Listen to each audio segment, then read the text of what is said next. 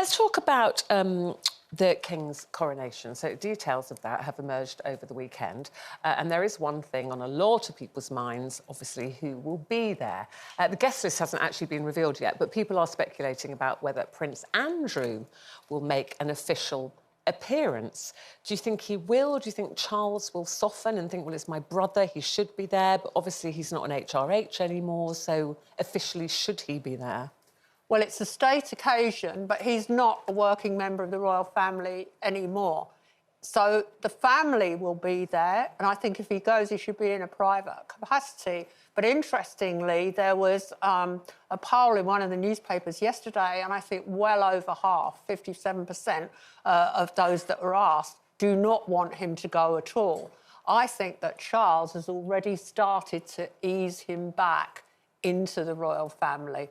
I think that Andrew was the Queen's favourite, and she obviously, according to the press, made promises to him before she died that he could wear his uniform more, that he could use his title for business. I mean, all of this is coming out now, but at the coronation, obviously, it's a hugely expensive, important event that's going to last, well, the Queen's one lasted 3 hours. This is going to last 2 hours.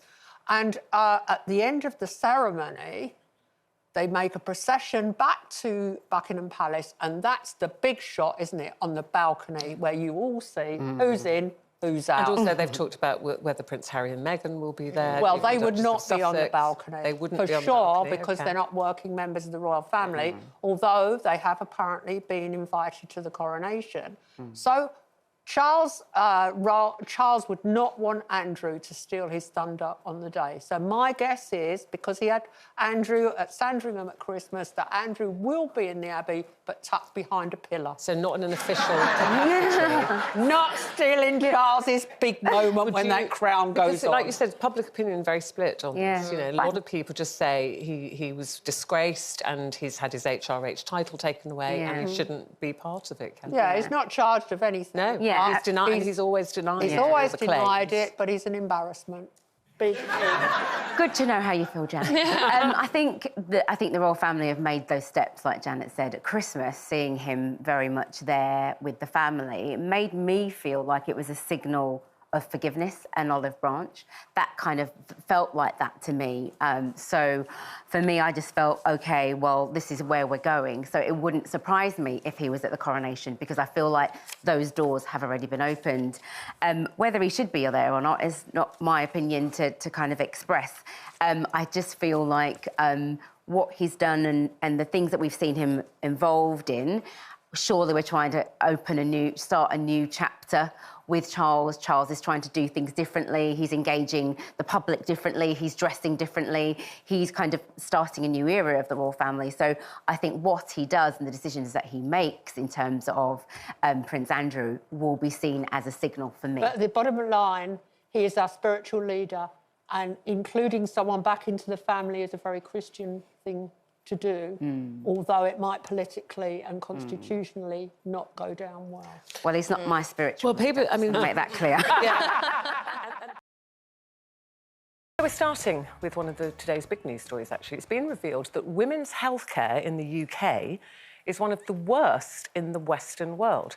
Now, the UK scored just 60 out of 100, putting us on par with countries like Kazakhstan, Slovenia, Kosovo and Poland, and way below Australia and the United States.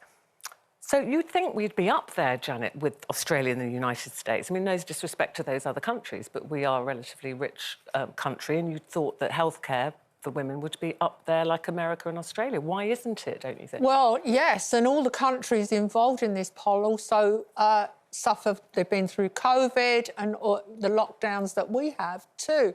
But I think the main thing that happened was, first of all, lockdown, where we all stayed at home, then fear of going out, fear of mingling with people, confidence returning as we got our jabs, but then the backlog of appointments, how hard it was to get an appointment. Doctor surgeries were closed for ages. Doctor surgeries was closed forever, and then you had to do all the talking on the telephone, and, well, we know how to still do for a lot of people. I think 40% of appointments are still on the phone. And I suppose what's happened as well is that as we return to normality, women put other people first, put their partners and their children first. And now we've come to this shocking situation where they're saying that millions of undiagnosed cancer cases are going to be the long-term result. And there's figures out today showing that I think a third of older women who are eligible for cervical cancer smears just haven't had them. Now, I want to beg every woman watching who's eligible for any kind of smear or test like that to please, please take it up, no matter how irritating and bureaucratic it is dealing with the doctor's surgery and the NHS. But there is another side to this. Don't you think it's time that the NHS came to us instead of us grovelling and inching towards them? I want to see... In what way? What do you mean? Well, like during COVID, we were really good at rolling out the vaccine, really good at testing people and really good at building those big Nightingale hospitals. All right, they didn't get used that much, but it proved we had a can-do attitude and, in my opinion, we did a pretty good job. So why can't can't we roll out cancer, taking on cancer like that? In every way, bringing testing stations to supermarket car parks, allowing us to have our blood tests in the chemist instead of having to go to this charade. When it suits. Yeah, when it suits us, as opposed to when the GP's available. That is difficult, Katie.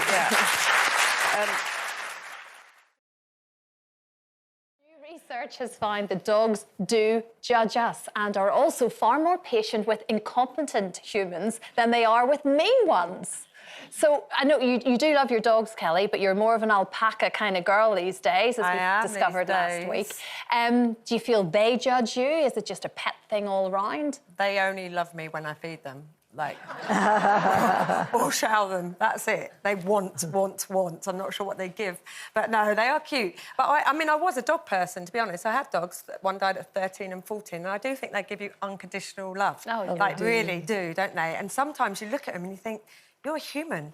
Like, how do you do this? Why do you sit like that? What made you go from dog person to alpaca person? No, that is a psychological question. Time. You know, my dad feeds my alpacas or I'm there, they just munch the grass, you know, and the hedge, that's it. So they're really easy. Dogs need a lot of time and energy. I'd love to have another dog. See, I think I love my dog too much. I worry at my age that I worry about her. If she doesn't eat, I worry about her.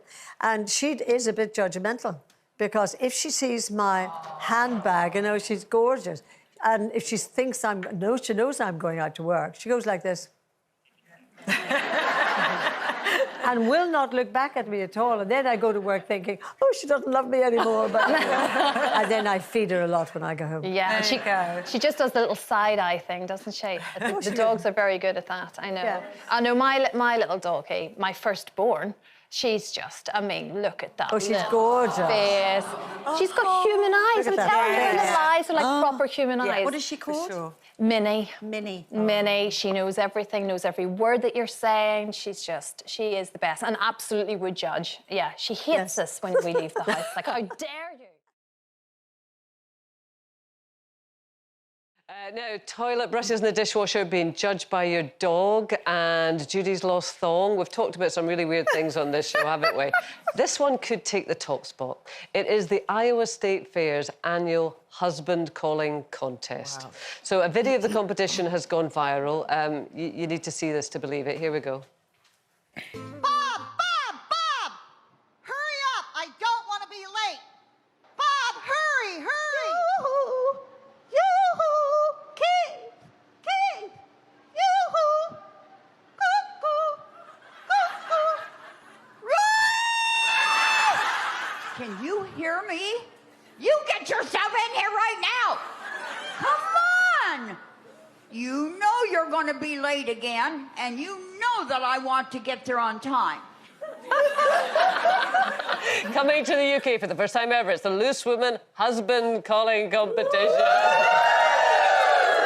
Go on, you look absolutely stunned, I Daisy. am absolutely stunned. Can you imagine being married to those women?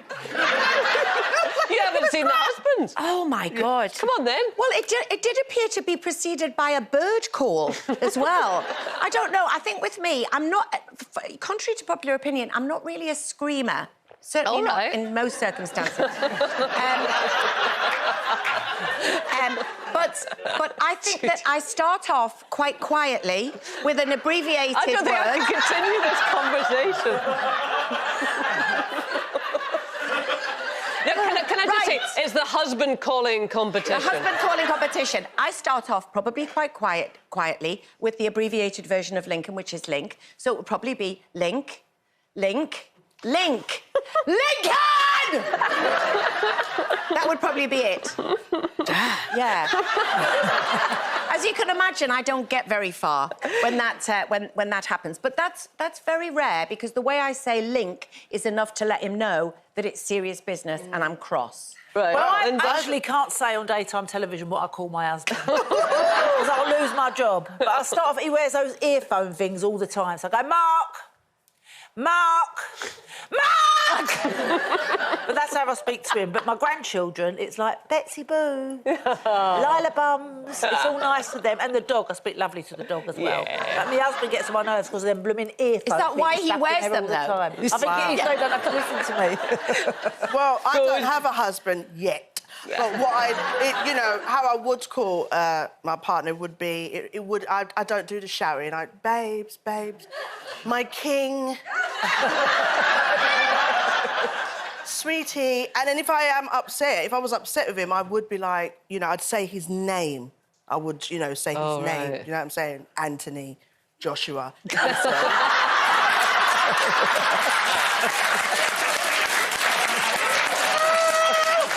We need to talk. Do you know what I mean? I don't want no man, because I don't want a man to shout at me. I want to be that submissive queen where, you know, he's a leader. You see, your Bonnie would love our Judy. She would. But the kids now, I'm like, kids!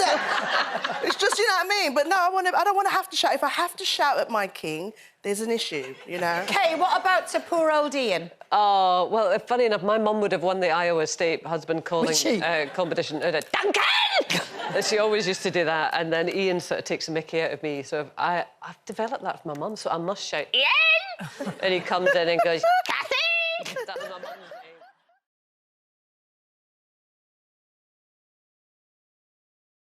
Now, a man has caused shockwaves online after saying that his wife's strange crush on a children's television character, wait for this, Mr. Tumble, has become a strain on their marriage. I'll bet it has. He wrote, watching that stupid man on television's bad enough, but now once a week I have to dress up as him. Oh, no. He goes on, I can't take any more of the obsession. He says his wife's request for, quote, tumble time is... It's just a step too far. I quite fancy the sound of tumble time, Judy. What about you? Do you know what? Like, one of my ex-partners really had a real big crush on Eve, and I was like, OK, Eve don't look nothing like me, right? And it used to really wind me up, but I think it depends on the kind of relationship you're in, if you feel secure or not. And then I met Eve only a few months ago, and I know they still look at my Instagram, so I just popped that picture up. And it felt so good. But, you know, another partner, I would just be like, you know, if you're secure in a relationship, I think it's about...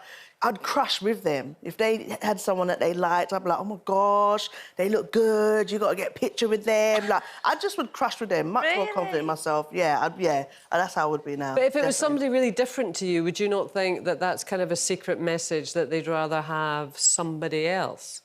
Oh. My husband had a crush. She hasn't even occurred to Judy. Never thought of that. Why would they want somebody else? I don't know. I mean, for me, I mean, we all know we've got, like, secret crushes, and I know my husband's, but I did used to get... Oh, then what is it? Well, Alicia Keys, who is hot and gorgeous, and I have to just say props, of course, of course you're allowed to fancy her. But Debbie Gibson was the one I had a problem with, and we were young. And Debbie Gibson? I look nothing like Debbie Gibson. You remember the singer, like, Only in My Dreams? Blonde, yeah. Blonde, yeah. She was, like, his childhood crush, and I remember thinking, I'm nowhere near looking like Debbie Gibson, so I didn't particularly enjoy that. But I did have a funny situation which happened at a friend's wedding not so long ago. In fact, it was the end of the night of this wedding, and this woman came over. She was really sweet. She was chatting away. She went, "Oh, I know who you are, but I've got to tell you, you're my husband's secret guilty crush that, you know, we joke about if you ever met, and he's over there. Would you mind going to give him a kiss?" And I was just like, the wife was asking me to go and kiss her husband. And Were you at a swingers party? Oh, was it? With my own husband, thinking, are you seriously asking me to go? And I was sort of like, I'll blow a kiss over. And she was like, oh, go on, make his day. He always said... And I was like, this is really awkward because... And I said no. I said, would you mind if I said no? And as well, if you're his secret crush, you should have been saying to her, do you want your husband back after I kissed you? What would you have done, Linda? I would have gone and kissed him. But my husband had a crush on Kelly Brook. He absolutely loved Kelly Brook. Fair so enough. for Christmas, I got him a calendar of Kelly Brook and I put my face on every different picture. I don't think it's her face that he was maybe looking at, but there you go, never mind. So, has there been any other crushes in... What, for me? Yeah. I've always had a crush on Russell Brand. Because I did the Jonathan Ross show once with him, and in the green room, I laid on his lap and he was rubbing all my hair. It was lovely. And he smelt lovely as well. It smelt really nice. Yeah, so I've always had a crush on him. That's making me a bit uncomfortable. I actually sent him a note saying that I love you in the night-time way. Did he reply? He replied to me. He said, I love you, but I'm not sure about the night-time way. God, Linda, I love you. I tell you what, when she gets going, I'll never forget doing an interview with Linda with Michael Bublé. I thought I was going to have to leave the room. I mean, it really was one of those situations. I mean, when you got down on the floor, that's all I'm saying. I got Michael Bublé to massage me. How did how, Linda, how did you I just said, oh, Michael, my back's killing me. You wouldn't give it a rub for me, would you, love? And he did. And what about your secret crush? I always fancied Jeff Goldblum. Oh, yeah. Yeah. And for Ian, it has always been Julia Roberts. Oh, has it? Yeah. Always been Julia Roberts. Which I think is fair enough. She's gorgeous, isn't she, Julia Roberts? lovely. I mean, you know, like, I just think Eli's got good taste. Yeah. Yeah. So I'm just gonna settle for that. Yeah. And he's lived a lifetime of disappointment. But there you go. Oh, my gosh. That's his hey, fault. no, he's got a hot chick. What's wrong with you? Hattie cake. Hattie cake. Thank you. Right.